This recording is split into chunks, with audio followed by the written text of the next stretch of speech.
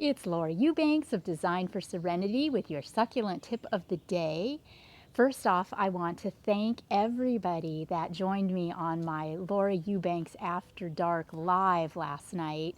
We had so much fun. So thank you all for your participation. I really enjoyed connecting with you, and I look forward to the next one. In the meantime, you have been asking me to show you the neighbor's garden. Now, there are two neighbors on my street whose gardens I have completed. This is right next door to me. And unfortunately, these neighbors moved about a year ago. And, oh gosh, more than that, closer to like two. And this house sat empty for a minute. And we have new neighbors now that I have not connected with yet. So their garden has not seen a lick of maintenance since I last worked on it, probably close to 2 years ago. So here you go. I mean, this is a really great example of run amok. And let's start with the Plectranthus. This is a plant that's a succulent compatible. It throws off really beautiful purple flowers in the springtime. It smells kind of like stinkweed, and it runs amok. So I typically don't work with this plant anymore because I'm not there, right, every month to, to maintain it and to cut it back. But if you have Plectranthus and you want it, this is a plant that can be cut back hard in the traditional way. And it's a really good time to do it because it is actively growing right now. Also, you're noticing a lot of spider webs right now, aren't you? It's looking like Haunted Mansion all over our gardens right now. Remember, spiders are friends of the garden. They do help us maintain a balance. It's so important to have good bugs in your garden. And if you throw down a lot of pesticide, you create an imbalance, and that can end up making your bug situation even worse. So I take care of removing spider webs when they get really obnoxious, but I kind of look the other way on most of them. Cotyledon. This is the potential that this plant has sometimes that I absolutely do not like.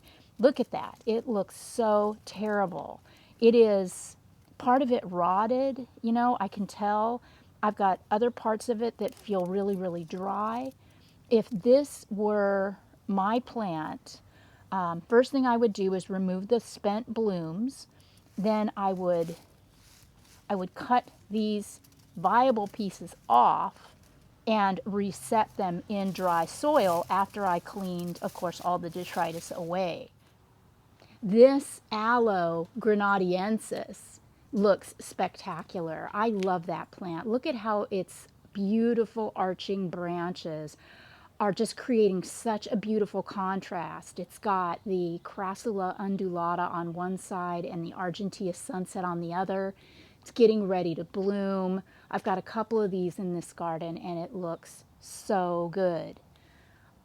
What, Han? The crowned. The Bogeri, yes, the euphorbia here. I wanted to find a plant that would balance against this pygmy palm. The client insisted on this. It's not my first choice, but they wanted a pygmy palm, so I wanted something that would have some balance of weight. So I did the euphorbia here, and then a Dazzlerian longissimum here.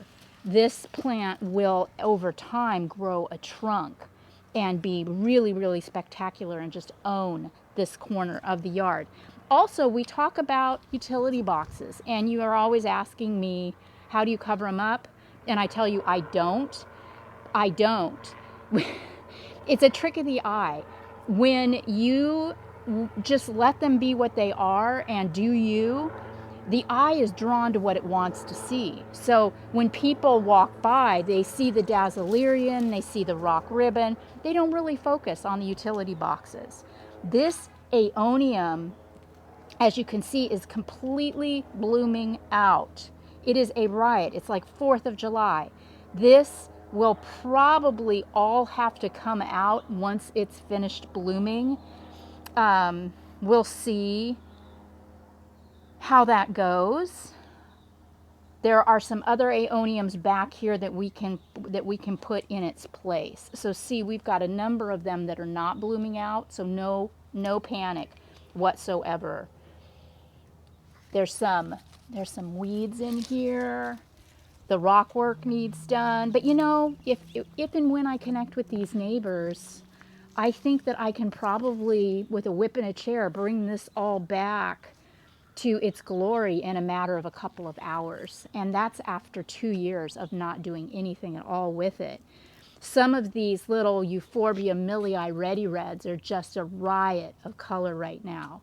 Those are spectacular. If your crassulas have finished blooming, something that you can do is just go ahead and pick off all of the spent blooms. This is just a grooming thing. It's not going to bother the plant to let them stay on, but it'll just look so much better with them off.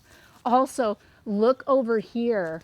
I know it's really, really bright, but we've got Echeveria Sahara just completely hidden by this Plectranthus. Looks like there's a pup. There's 3 or 4 more plants back behind that Plectranthus that I could expose. I would also move this barrel cactus because it is also lost. Or maybe I would just pull out the crassulas. Yeah, I'd probably just pull out the crassulas. I've even got some sort of an aloe hybrid back here that is completely hidden, that is in need of being groomed and moved out of the way. So remember, that's the beauty of it. You can move these plants any old time you want, and over time your installation will evolve and it'll change and it'll become something different than it was when you put it in, and that's absolutely okay. Use your creativity, figure out what works. Everything in this garden that I planted worked, with the exception of this poor sad cotyledon that I really think it got just too wet at some point. Yeah, I wouldn't repeat that one. That's probably my only real casualty, but there is so much stuff here that I could put in its place. So that's the update on this. I will be sure and let you know when I am able to connect, and hopefully they'll sign off on letting me do a maintenance on this garden. In another video, we'll walk down a few houses and we'll check out the other neighbors as well. This has been Laura Eubanks of Design for Serenity with your succulent tip of the day. Have a good one, everybody.